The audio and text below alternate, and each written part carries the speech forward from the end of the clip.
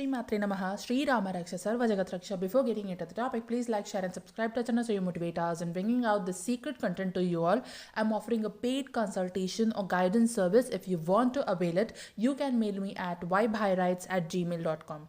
Today's topic is fasting and kundalini awakening. I'm going to tell you everything about the fasting and its effects on your spiritual awakening or the kundalini awakening journey. So let's dive deep into it. Today you are going to get all the answers which are related to fasting.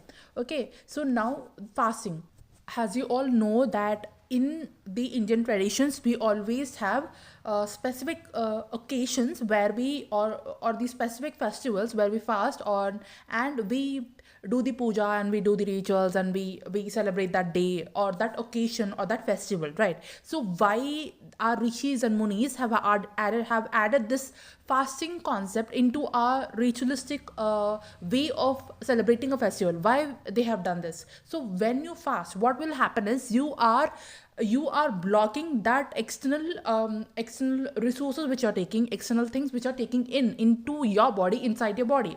So your body is a temple. So for a time being, for a specific time period, what you are doing is you are avoiding food. You're avoiding, sometimes fasting can be of different types, right? Sometimes it will be a water fast, or sometimes it will be a fruit fast, or sometimes it will be people will not even take some water or fruits or nothing. They won't take anything. They will do like hardcore fasting, which most people do on the days of Shivratri, or it depends on the individual how they want to fast. And also, not only in the Hindu tradition we have the fasting concept, but also various traditions and various cultures across the world, they do fast. And if you take Ramzan, okay, even in the other cultures they celebrate like a Ramzan festival where they do fast, and they have like a certain rituals and the things traditionally which they do during that festival. So the fasting concept is there all over the world, not only just it is not confined to just a particular time, a particular religion or particular country or particular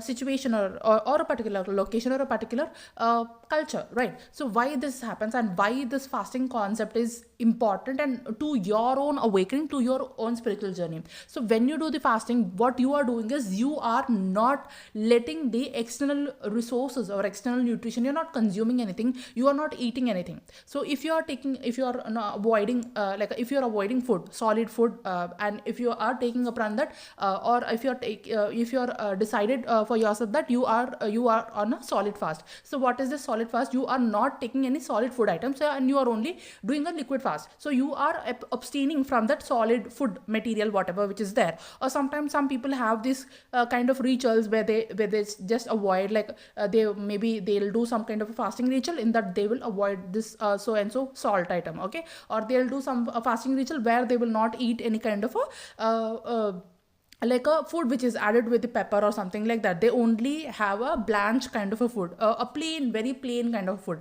Or there are some other fasters like they'll only have a raw kind of food where they only eat raw food substances. Or there are also some festivals where you are not allowed to eat certain food items, and you are allowed to eat only these particular food items. And this tradition and this design of the fasting has been given by our rishis based on the occasions or based on the situations, and also based on the weather conditions and during the what time period, what kind of fast you have to do. For example, during a particular kind of for example Nag Panchami or any Naga festival, during that festival we don't cut any of the items which do look like a snake kind of, or which is like a very elongated kind of, for example bottle guard or something like that. We don't cut those items because we respect those kind of food items, and we think that it is also in the form of a snake. So we avoid those food items, and we just and most people don't even eat something which is looking like a something which is like a elongated, or something like a which is creepery or a creepery kind of a vegetable. They don't eat all these kind of a vegetables. They avoid certain kind of a vegetables during the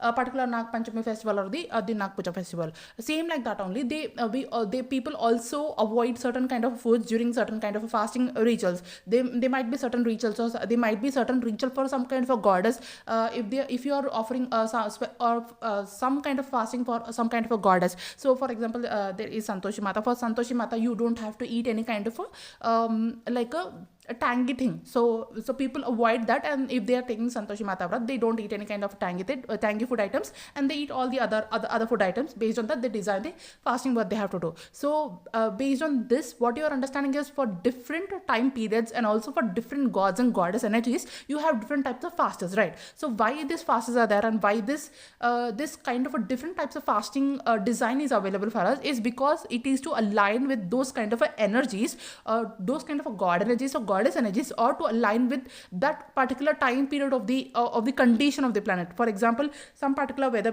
time period, some particular temperature suits, if you are doing certain kind of fasting ritual, so that kind of a ritual can be aligned with the external nature and external temperature, which is, and that can actually help in your healing of your own body. So that's why you do the fasting which you do. So there are different types of fasting. So why I'm talking specifically about the fasting is, sometimes in your own kundalini awakening journey, if you want to speed up your ascension process, you can actually take this fasting ritual has a spiritual practice. So I myself has personally done it, and I have been benefited from it number of times. So that's the reason why I wanted to tell about all these fasting rituals and all these procedures which I have done, or the experience which I have gone through.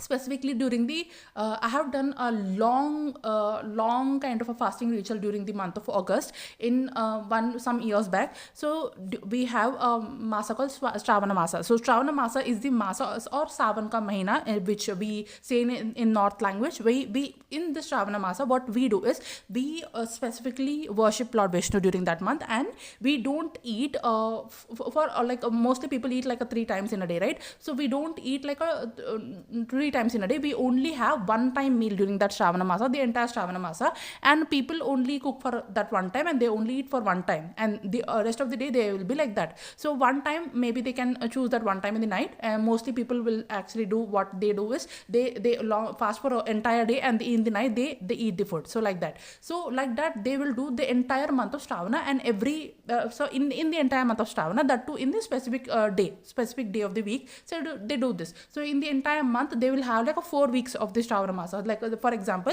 if they are doing it for the Vishnu, they will be like fasting for every Thursday in the Shravana Masa, from the beginning of the Shravana Masa to the end of the Shravana Masa, whatever Thursdays are coming in that Masa. So they will fast in during that time periods of the Shravana Masa, and they will conclude that Shravana Masa period. So mostly we all do, like specifically in the South India, what we do is, if we are doing it Friday, Shravana Shukravara, so what we do is Friday is for Mahalakshmi. So we fast on the Friday, every Friday of the Shravana Masa, and from the beginning of the Shravana Masa, whenever the Shravana Masa is starting, and to the end of the Shravana Masa, what all Fridays are coming under the Shravana Masa umbrella, we all do the fasting of those Fridays, and we don't eat anything on that Friday, and also we abstain from eating anything, and then we eat only for one meal at a time, and then we conclude that by worshipping the goddess and so on. So if you want to do it for the goddess, you can also do for that, and if you want to do for the Vishnu, you can also do for Vishnu. And also Shravana Masa, most people also worship the Shiva and Shakti also during. So Shiva and Shakti also, we have like a different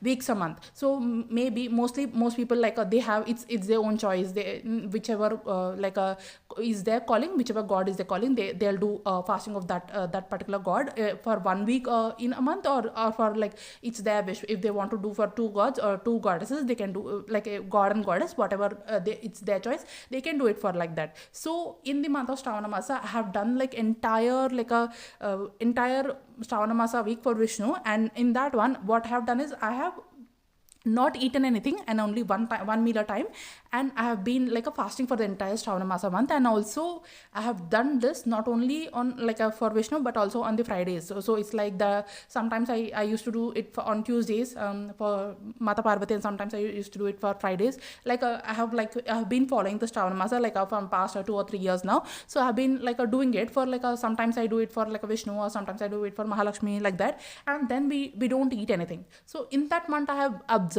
that the more I'm fasting, the more I've I was able to integrate and cleanse a lot of things from within me. So I have already made a video on Hethalon cycle, which is which is a current energy video, which is from on that I have given a title 7/7 portal to 12/12 portal. If you missed Hethalon cycle video, you can watch it. So in that I have explained you clearly that it will be, that month will be very intense. That time period will be very intense for divine feminine energies, and specifically for the females. So you're going to heal those of them who are in the spiritual awakening journey already, who are in the kundalini awakening journey already. They have like intense time period during those time periods. Like they have intense energies running on within them. They have so many things to deal with. They have so many things to resolve, and they have so many things, other things going on in their life, and so many triggers used to will be coming in the initial stages of the awakening journey, and so many things will be happening for them. So if they are all done with all those triggering and all, so they'll be having so many activations also during that time period. So in order to make my journey smooth, in order to make my journey easy, what I have done is, I already knew that the month of these time periods, intense doesn't always intense doesn't always mean bad. It sometimes can also be like, it is like we are receiving things in a very faster space. That is also can be intense. So sometimes intense doesn't always mean something or bad is going to happen, or something triggering is going to happen. Intense also mean that you are receiving the things very deeply. Now your cleansing is happening in a very deeper level, or you are receiving the activations in a deeper level. That is also called as intense, right? So intense doesn't always have a negative connotation with it, and it doesn't have to be that way. So intense always means that you go through particular things in depth. So you are understanding things in depth. You are activating things in depth. You are healing yourself in depth. So you are bringing out all those deeper layers. So that's the reason why I associated intense with the term intense with these kind of a depth work which we are doing. So during the portal of the 7/7 to 12/12, the energy of it is always intense. So I already knew it. I already experienced it since so many years now. So I wanted to do something which can help me ease my journey, which can help me smoothen my journey a little bit, which can help me to calm myself, to balance myself. So what I did was, I opted this fasting method. So during the entire month of Shravan Masa, I was like fasting, and my focus, it moved away from food, and it moved within. So that's the reason why I wanted to fast, because whenever you are away from food, sometimes the food is necessary and essential. We all we can do these fasting kind of rituals and all these things, we cannot for some temporary time periods, or sometimes when there is an intense energy which is going on. So whenever you feel that there is some kind of intense energy which is going on, you can opt for the fasting rituals, the fasting methods. Okay, so if you have any doubt regarding the fasting methods or something like that, if you want to ask anything about the fasting methods, you can comment in the comment section below. I'll be happy to clarify your doubts. So whenever you think that there is an intense energy going on, or whenever you think that you are purging a lot, then it is very beneficial for you to fast during that time period, because it will smoothen your process. It will help in your own journey, and it will help the kundalini. You are indirectly helping kundalini to do its work, and you are cooperating with the divine energy within you, so that the divine energy can move and circulate more quickly than before. So whenever you're not eating, your kundalini energy is also your prana shakti, the shakti energy, which is also not only doing the spiritual work, but also digesting and circulating and respirating. All the things are happening, and all the things which are happening inside the body, all this work is also also been done with the help of that same prana shakti, which is your kundalini energy. So your kundalini energy is not just the energy which is very high and which is doing all the spiritual work, and which is removing all the things which are not necessary for you, but also in a subtle level, in a physical level, it is also doing a lot of function. It is also digesting your food. The food which is getting digested, it is also happening because of the movement of the shakti, because of the prana shakti which you are carrying, because of the shakti it is the shakti which always does the work. Okay, so the shakti which is there within you, that shakti is helping you in your digestion process. The shakti which is there within you,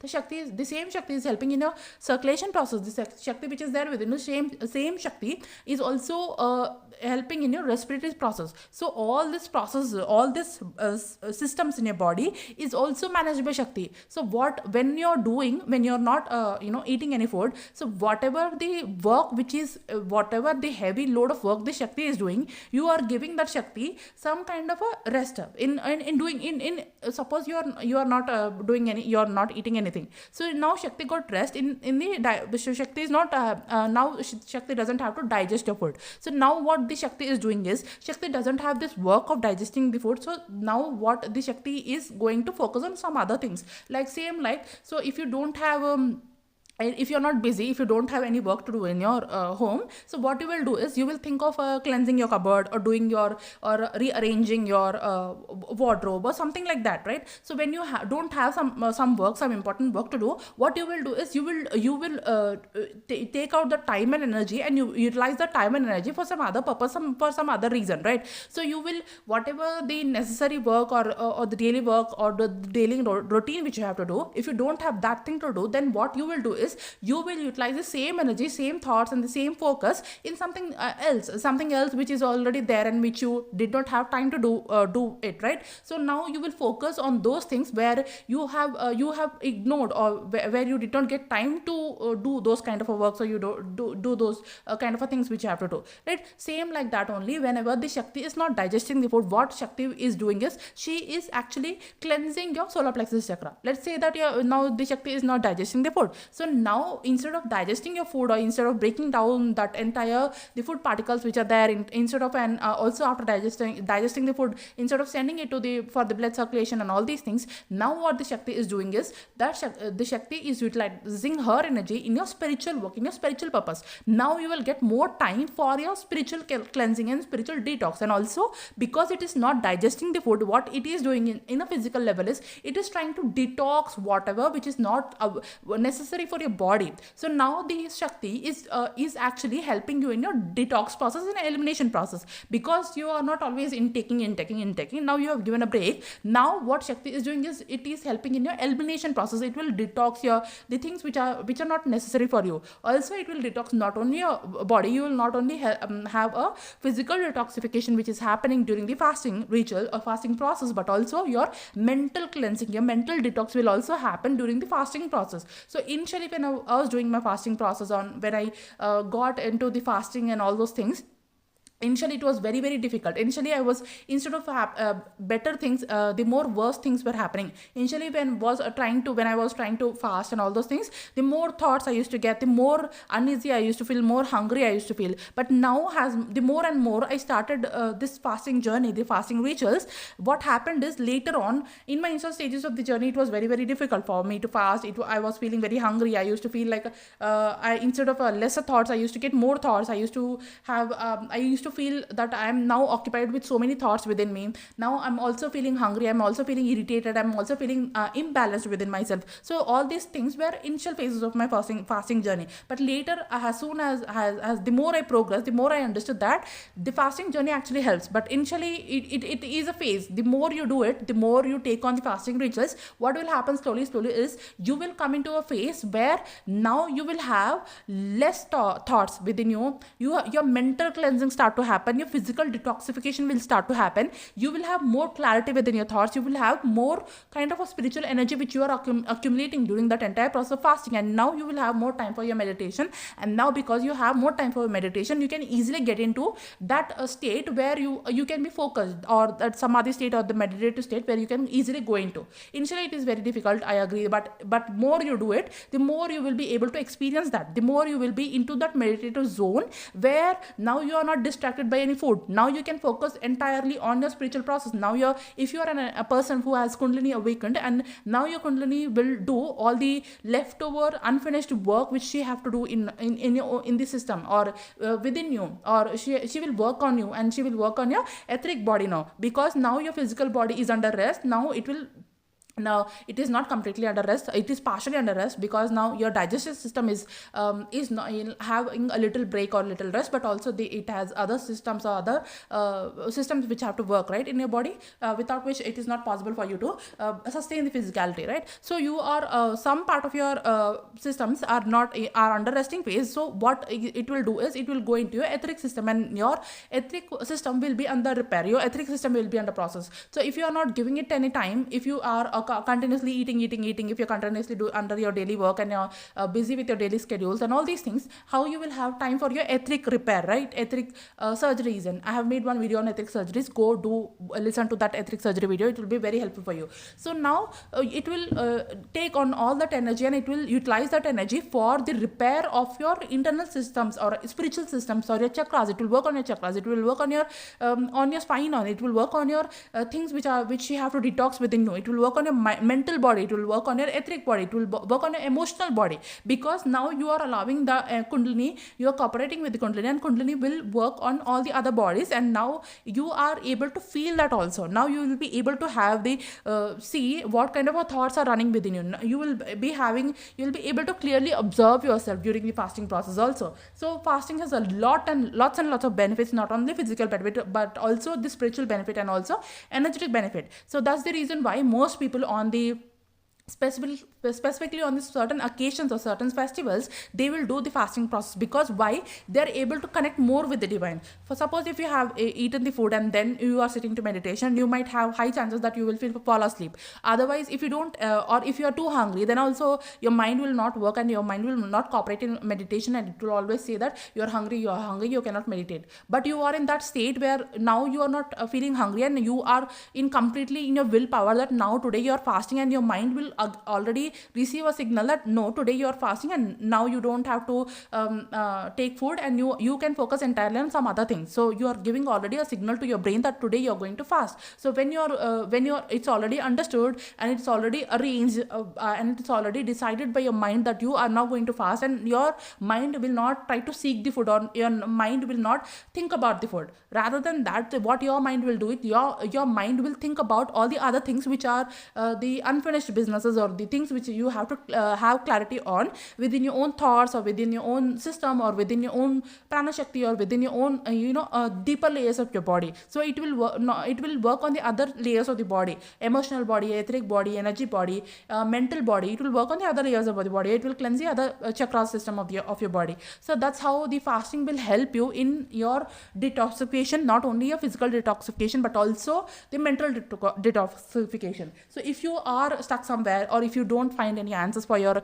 questions, or if you are having some kind of intense energies within your system where you have to ground yourself, or if you have any kind of a if you want to know something about yourself, or if you want to go deeper into your meditation, you can try the fasting method. It will be really helping you. I myself have done a lot of, sometimes whenever I feel like I have to find solution for a lot of things and I have to go deep within myself, I always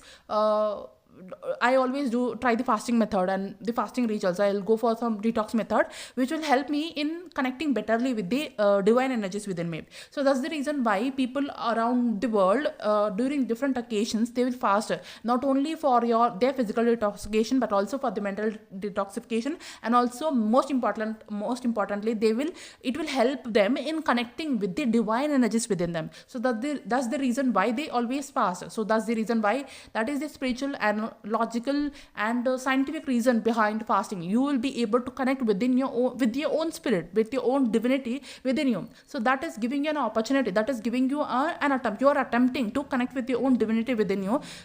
So by abstaining, by not eating food and focusing and utilizing your entire energy in concentration and concentrating on what's happening within you. So whenever you are not involved in the external, and you will be automatically, your focus and your energy always moves internally, then you will be able to work more on your internal self, then you will be able to understand more on your internal world. So then only you will be able to focus more on what's happening within you, what is running within your internal world. So when you are completely engaged and when you're always engaged with the external world, it will be difficult for you to understand your internal world. If you want to understand your internal world, you have to opt for some methods like meditation or for some kind of fasting ritual like this, which will help you in connecting with your internal world. So fasting is also another method which will help you in connecting with your internal world. It will help you in understanding what you are going through. It will help you in understanding what is running in your mind, what is running in your thoughts, and it will also help you in connecting with the divine energies. It will help you in understanding your own self. That is more important than anything else in the world.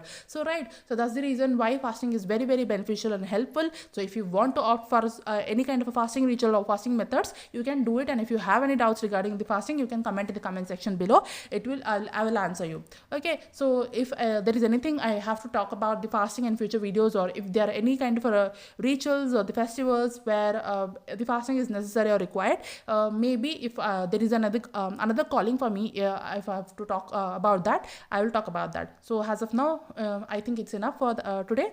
So if you want to do fasting and try it out yourself, and let me know in the comment section below how it helped you, what all different kind of divine experiences you got after your fasting, and what all benefits you have seen after doing the fasting rituals and method. I have myself have experienced a lot of benefits for it. Not only like I have understood a lot of things by doing this fasting ritual, and also I have gone through a lot of activations also whenever I was into this fasting rituals and all these stuff. So as I already told you, that there are different kind of fasting rituals.